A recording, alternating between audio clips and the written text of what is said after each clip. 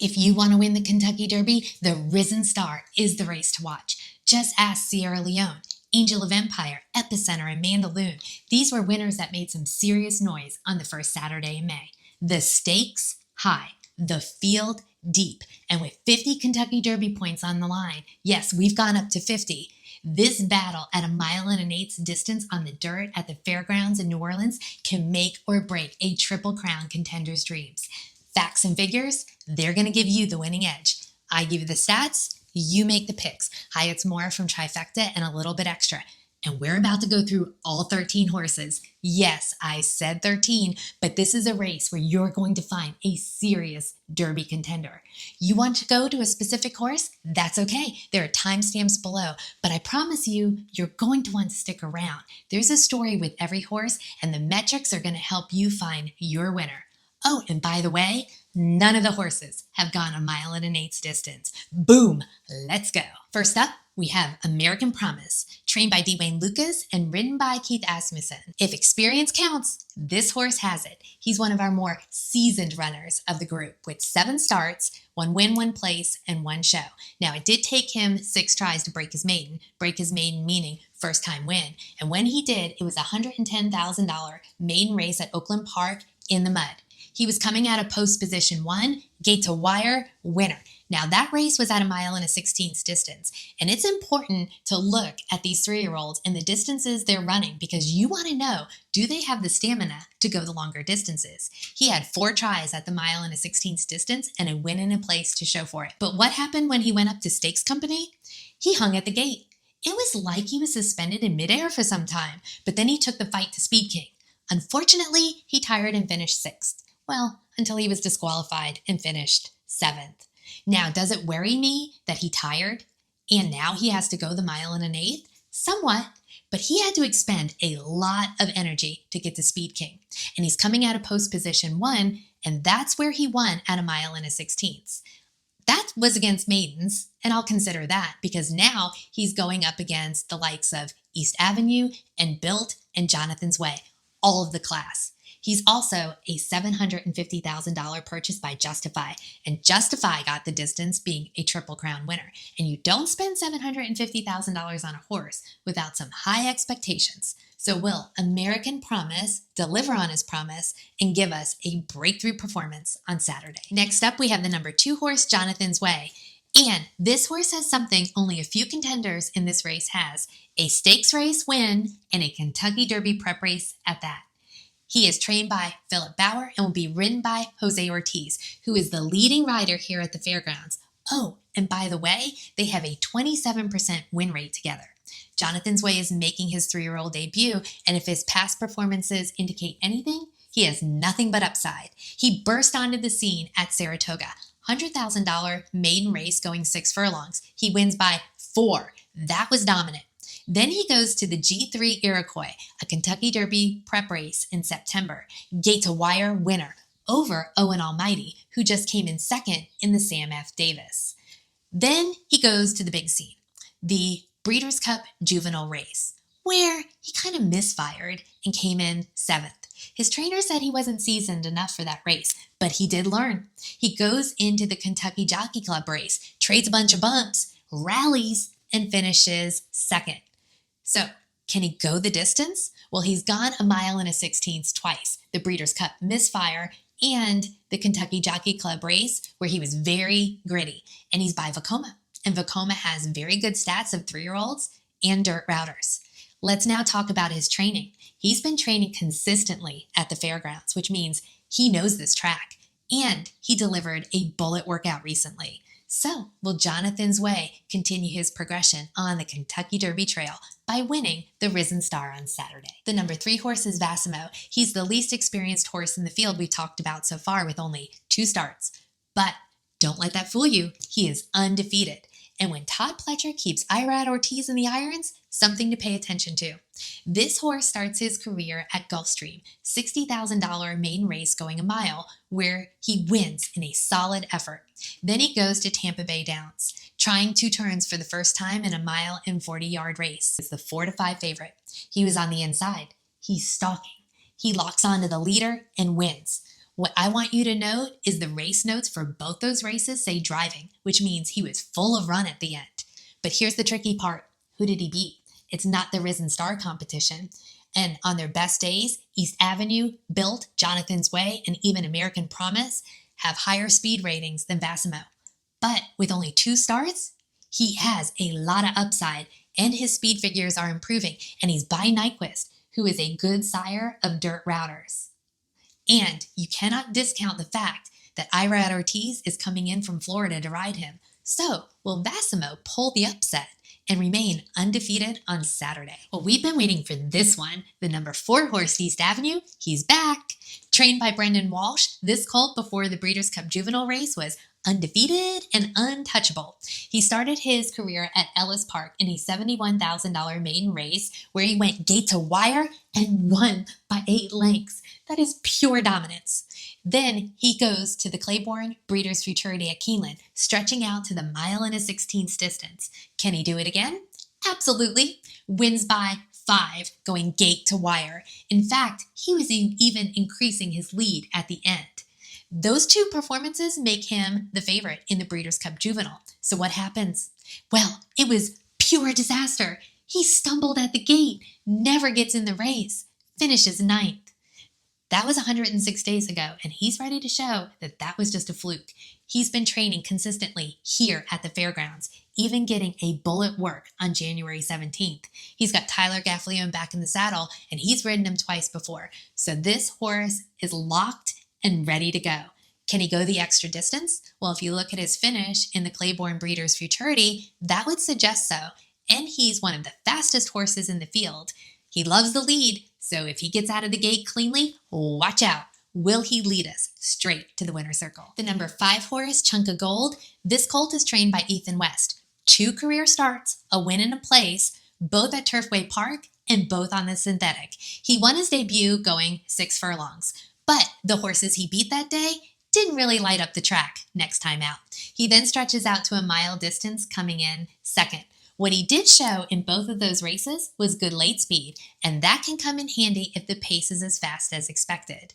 Now, he doesn't really have the class of the other runners, but what he does have going for him is his sire is Preservationist, a good sire of dirt routers, and also produced Antiquarian, who won at this distance in the Peter Pan.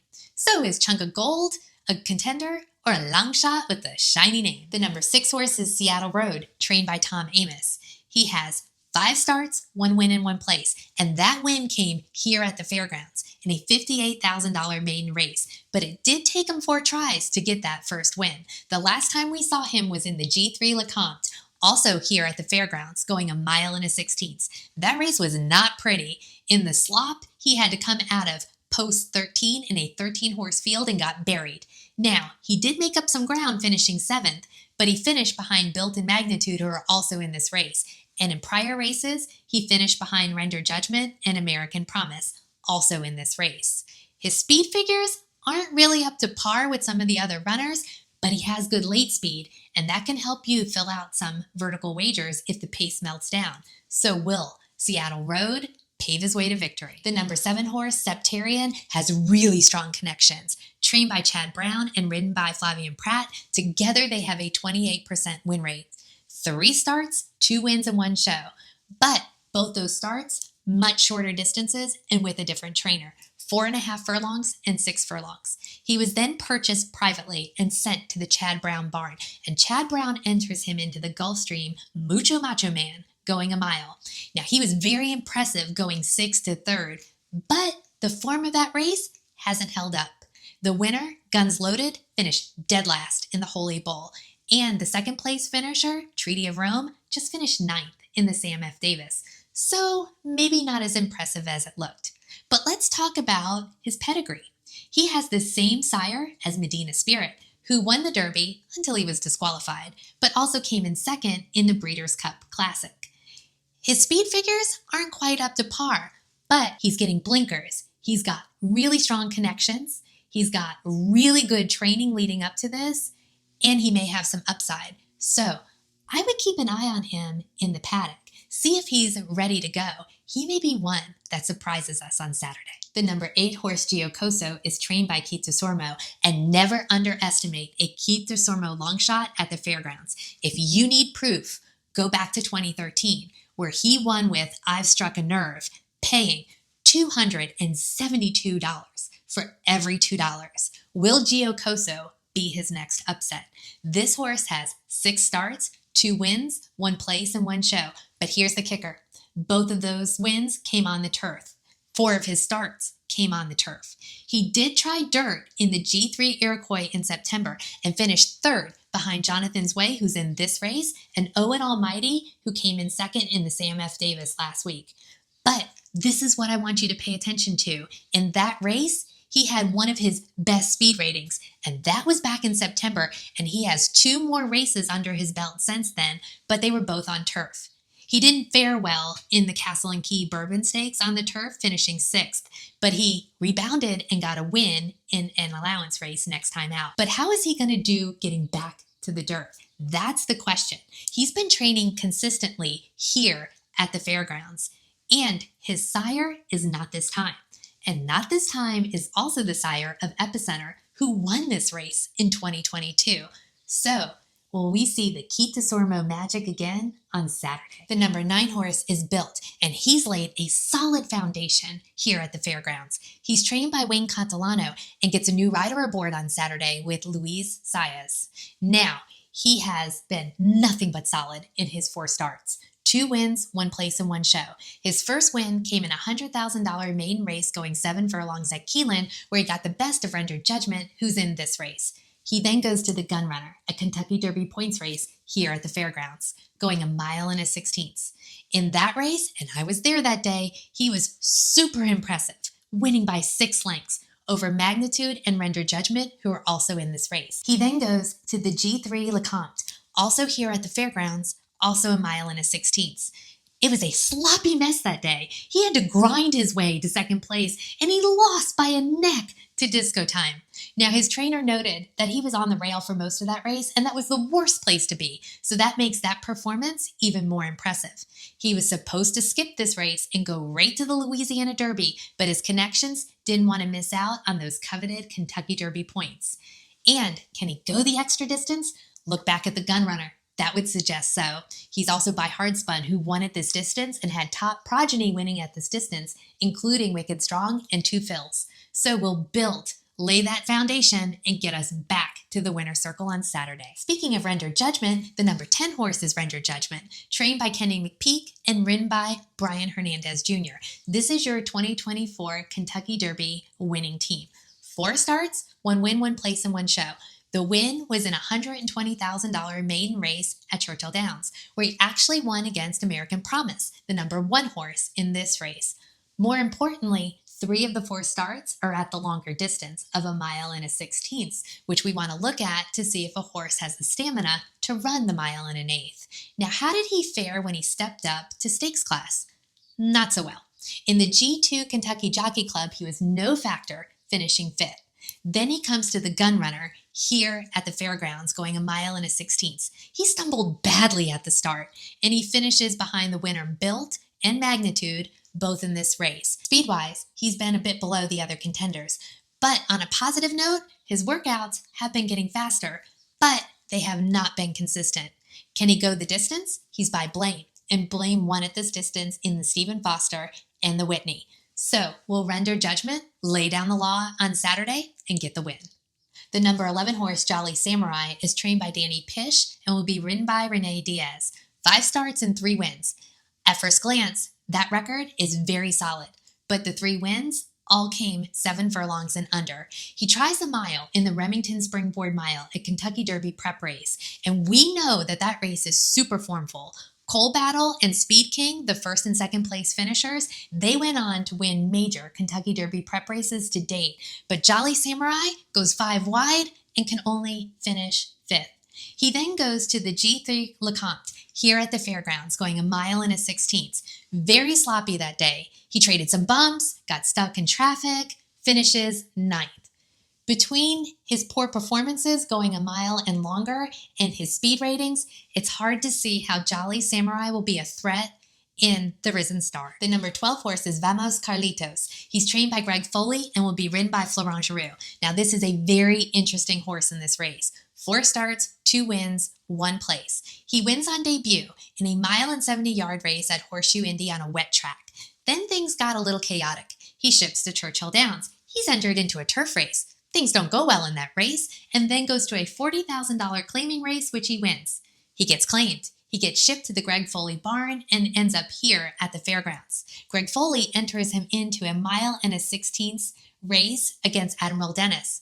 He closes so strongly and almost gets well-regarded Admiral Dennis. Now, that's something to pay attention to.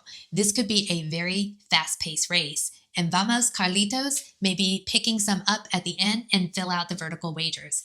Now, let's face it, this is a much tougher race for him with stronger competition, and he needs to improve overall. But will he be going, gone? Coming from the 13th post, we have Magnitude, trained by Steve Asmussen, who's won this race 3 times, and ridden by Ben Curtis, who is 3rd in the jockey standings here at the Fairgrounds. This horse has 6 starts, 2 wins, and 1 place. His most impressive win came in a $127,000 allowance race at Churchill Downs. He was on or near the lead, digs in, gets the win. How does he fare when he goes up to stakes races? Not so well. He finishes 2nd behind Built in the Gunrunner, and remember, Built won by 6 lengths. And then in the G3 Lecomte, on that sloppy track, he brushed some rivals, he was taken to the back, and he only finishes 6th. Now, outside of that race, his speed does put him on par with some of the other contenders, but he's coming from post position 13, and he's going to have to burn a lot of energy to get to that lead, which is the racing style he prefers. So, will Magnitude turn up the voltage on the other runners and get the win and shock the field? Or will that outside post leave him unplugged? That's your Risen Star preview. Now it's time to hear from you. Tell me who you like to shine on Saturday. Drop a comment below. And if you've enjoyed this preview, hit like, hit subscribe. Never miss any of my coverage leading up to the Kentucky Derby. Have fun on Saturday, but most of all, sashay away with your money. I hope you all find your winner. Cheers.